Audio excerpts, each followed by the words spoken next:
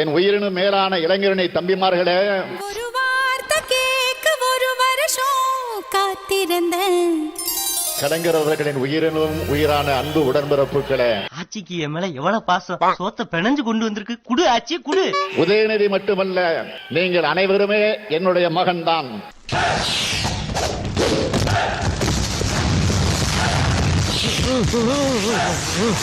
உங்கள் ஒவ்வொருவரையும் என் மகனாக, வாரிசுகளாகத்தான் பார்க்கிறேன். நீங்க எங்க வர்றீங்க? பழக்க வழக்கம்லாம் பஞ்சாயத்தோட இருக்கணும். பாத்ரூம் வரைக்கும் வந்துட்டு பல்லு விளக்கிட்டு குளிச்சிட்டு சாப்பிட வேலையெல்லாம் வச்சுக்க கூடாது, தெரியுதா? திராவிட இயக்கம் தோன்றி 100 ஆண்டுகளுக்கு மேல ஆகிடுச்சு. ஆனா என்ன பிரயோஜனம்? அம்மன் ஜல்லிக்கு பிரயோஜனம்டா. அதே கொள்கை உறுதியும் லட்சிய வேட்கையும் லட்சக்கணக்கான இளைஞர்களான உங்ககிட்ட பார்க்கிறப்போ இந்த இயக்கத்தோட தலைவரா மிகுந்த மகிழ்ச்சி அடைகிறேன்.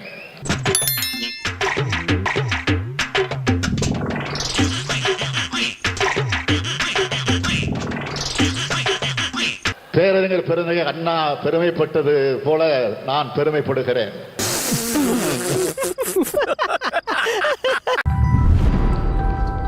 கேட்ட பையன் சார் இந்த பால்சாமி. 8000 ரூபாய் கூப்பன்ல உங்களுக்கு தேவையான பிரிட்ஜோ, மிக்சியோ, டிவியோ, ஏசியோ எந்த பொருட்களையும் நீங்க போய் வாங்கிக்கலாம். யார பார்த்து இந்த கேள்வி கேக்குற?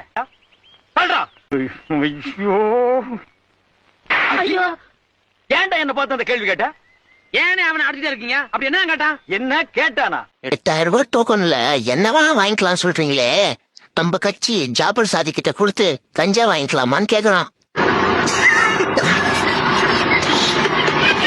1500 பேருக்கு தளபதி கையால வீட்டு மனை கொடுக்க போறோம். இடம் வாங்கி கொடுக்க நாங்க ரெடி. ஒண்ணு மட்டும் சொல்லிடுறேங்க, செந்தில் பாலாஜி உடம்புல ஒருத்தர் பிரச்சனை இருக்கிற வரைக்கும் சொன்ன வார்த்தையை காப்பாத்த உயிரை கொடுத்தா காப்பாத்த.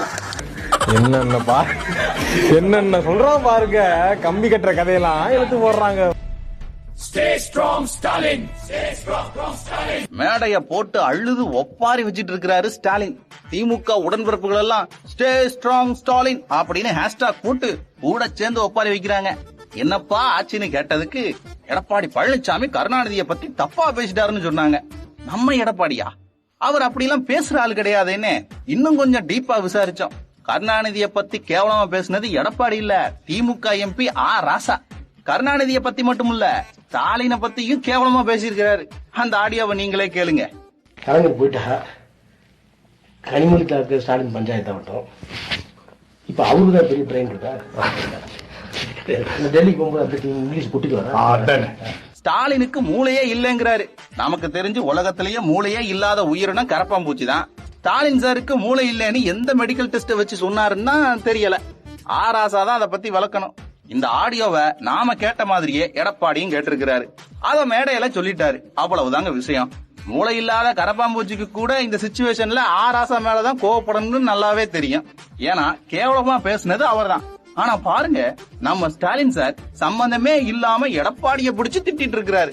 அதாவது அப்பா பத்தி தப்பா பேசிட்டாருன்னு ஒரு பொய்ய பரப்பி தமிழக மக்களை சென்டிமெண்டா ஏமாத்துறாங்களாமா. தமிழ்நாட்டு மக்களுக்கு மூளை இருக்கு பாஸ். இந்த ஆடியோல 2G கேஸ்ல முக்கிய குற்றவாளி ஸ்டாலின் ராசா சொல்றாரு. இந்த சிபிஐ இடி ஆபீசர்லாம் அதை என்னன்னு கொஞ்சம் பாருங்க. கடைசியா ஒண்ணுதான், ஸ்டாலின் சார் ஸ்டே ஸ்ட்ராங், தோக்குறதுக்கு ரெடியா இருங்க. நீ எந்த தொகுதியில நிக்கிறேன்னு மட்டும் சொல்லு, நான் அங்கதான் டேரா. தம்டி கும்டி தம்டி கும்டி. நான் இறங்கி நின்னு அங்க பிரச்சாரம் பண்ணுவேன். விமென்ஸ்க்கு எந்த அளவுக்கு உங்க கட்சியில சேஃப்டி இருக்குன்றத பத்தி நான் பிரச்சாரம் பண்ணுவேன். அவருக்கு என்ன பிளஸ்னா அவர் சீரியஸ் பண்றாரு தெரியுங்களா? அதையே நம்ம எல்லாரும் காமெடி நினைக்க வைக்கிறோம் பாத்தீங்களா? அதுதான் ஒரு பெரிய காமெடி. சீக்கிரம் அனௌன்ஸ் பண்ணு. ஐ அம் வெயிட்டிங். நான் வரேனே. காப்பி அடிக்கிறதுக்கு கூட அவர் டைலாக் தான் தேவைப்படுது. சீக்கிரம் அனௌன்ஸ் பண்ணு. ஐ அம் வெயிட்டிங்.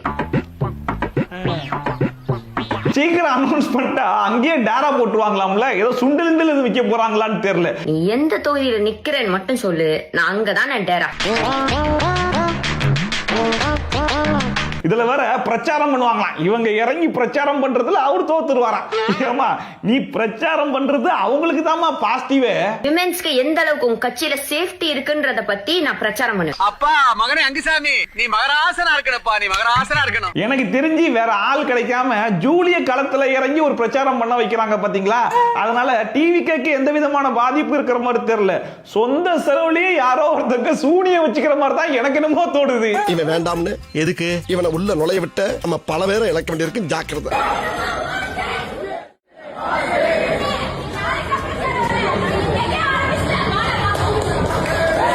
என்னை மன்னிச்சிடுங்க, நான் பொம்பளை ரொம்ப மதிக்கிறேன். இப்ப எனக்கு வேற வழியே இல்லமா.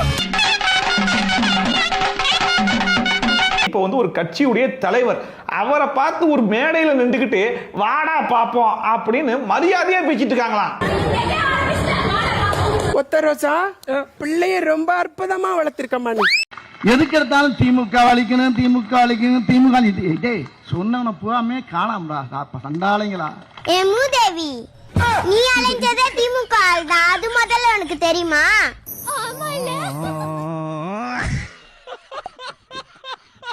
உதயநிதி அவருடைய மகன் வந்தால் நாங்கள் வாழ்க என்றுதான் சொல்லுவோம். அதுதான் எங்களுடைய எண்ணம். எனக்கு ஒரு ஆசை, ஐயா இன்ப ஐயாவையும் அடுத்து முதலமைச்சர் ஆக்கிட்டு சாப்பிடணும் ஒரு ஆசை. சாவு சாவும்ல செத்த பையல நீ நலமா இருந்தா ஒளிஞ்ச எனக்கு பத்தி நீ சாவும்ல செத்த பையல. காலத்துக்கு நீயே தலைவரா இருப்ப, உனக்கு அப்புறம் உன் மழையா, அதுக்கப்புறம் உன் பேர, நாங்க தலைவர் ஆகவே கூடாது. கடைசி செத்து போயிரு இல்லையா? நீங்க இன்னும் அந்த டுட்டோரியல் சென்டர் நம்பிட்டு இருக்கீங்க? ஃபேமிலி மேன் தானே நீங்க, போங்க போய் பழப்ப பாருங்க. அவர் வரமாட்டார்னு முதலமைச்சர் தானே சார் சொன்னாரு.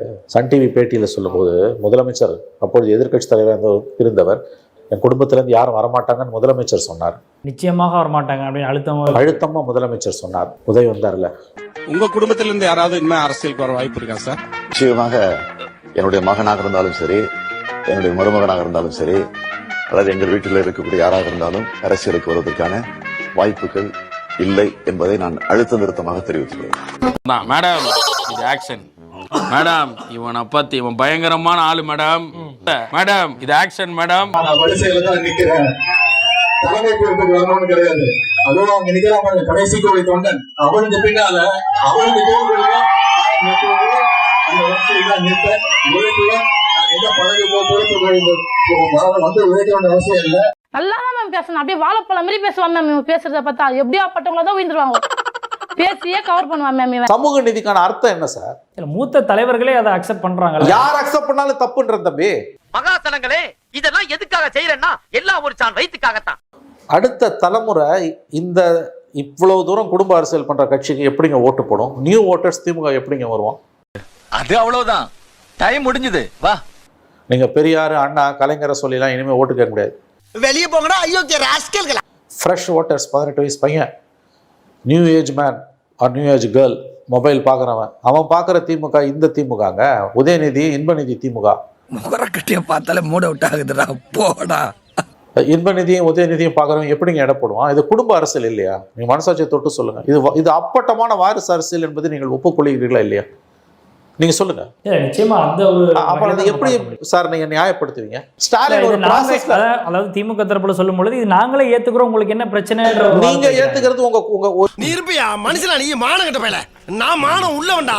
சென்னை கொளத்தூர் தொகுதியில் போட்டியிடும் ஸ்டாலின் தாக்கல் செய்த வேட்புமனுவில் மொத்தம் 6 கோடி ரூபாய் மதிப்புள்ள சொத்து உள்ளதாகவும் இதில் உச்சகட்ட காமெடியாக ஸ்டாலின் பேரில் பைக்குகள் கார்கள் எதுவும் இல்லை எனவும் தெரிவித்துள்ளார். ஆனால் இதை பொதுமக்கள் நம்பவில்லை. அவரு சொல்றத பார்த்தா அதெல்லாம் உண்மை மாதிரியா இருக்கு. அவரு சும்மா அடிச்சு விட்டுறாரு. அவர் வர்ற காரே வந்து பாத்தீங்கன்னா 2 கோடி ரூபாய் கார்ல வர்றாரு. அவர் கையில வாட்ச் பாத்தீங்கன்னா 5 லட்சம் ரூபாய்க்கு மேலதான் வாட்ச் கட்டுறாரு. கடைசியில இந்த மாதிரி 6 கோடி ரூபாய் தான் சொத்து இருக்குன்னு சொன்னதெல்லாம் நம்புற மாதிரியா இருக்கு ப்ரோ. அது பொய்யான அறிக்கை, எப்படி நம்ப முடியும்? நம்ம கண்ணு எதிர்க்க தெரியும் அவங்க பண்றதெல்லாம். எங்க பாரு முதலமைச்சர் மண்டபம், ஸ்டாலின் மண்டபம், ஸ்டாலின் இது அதுன்னு எல்லாமே அவர் வச்சிட்டு இருக்காரு. அப்புறம் இல்ல ஒண்ணுமே இல்லைன்னா நம்ம எப்படி இது பண்ண முடியும்? ரொம்ப மட்டமா பொய் சொல்றாருன்னு தோணுது. இது நம்புற மாதிரி இல்ல. இது பொய் சொல்றதுக்கு அவர் அளவு எல்லாமே பேசிட்டு இருக்காரு. அவர் சொத்துல அவர் சம்பாரிச்சிருப்பாருன்னா அவர் அரசியலுக்கு வந்து தான் சம்பாரிச்சாரு. அவங்களோட ஃபேமிலி எல்லாமே இந்த பொலிட்டிக்கல் இருக்கிறாங்க. அவங்களோட அந்த எல்லாமே அந்த அரசியல் பணம் தான், மக்களோட பணம் தான். அதுலதான் அவர் சம்பாரிச்சிட்டு இருக்காரு. அவங்களுடைய சொந்த பிசினஸ் பாத்தீங்கன்னா சன் டிவி நிறுவனம் வருது, கணக்கே இல்ல அடிப்படையில் என்ன கணக்கு சொல்றது நம்ம சொத்துன்னு பார்த்தா அவர் பல கோடி இருக்கும், அவருக்கு பல ஆயிரம் கோடி சொத்து இருக்கும் சரிங்களா. அதனால வந்து அதெல்லாம் மதிப்பிட முடியாது. அவர் தலைமுறைக்கு அவங்க பேரனுங்க பசங்க தலைமுறை உட்காந்து சாப்பிடலாம். இந்த அரசியலுக்கு வராத இருந்தா கூட கண்டிப்பா நம்புற மாதிரி இல்லை. அதிர்ச்சியாக மேக்சிமம் பார்த்தோன்னா ஆடிட்டருங்க தான் வைக்கணும், பெரிய ஆடிட்டருங்க வைக்கணும். அறிவுக்கு கணக்கிட முடியாத அளவுக்கு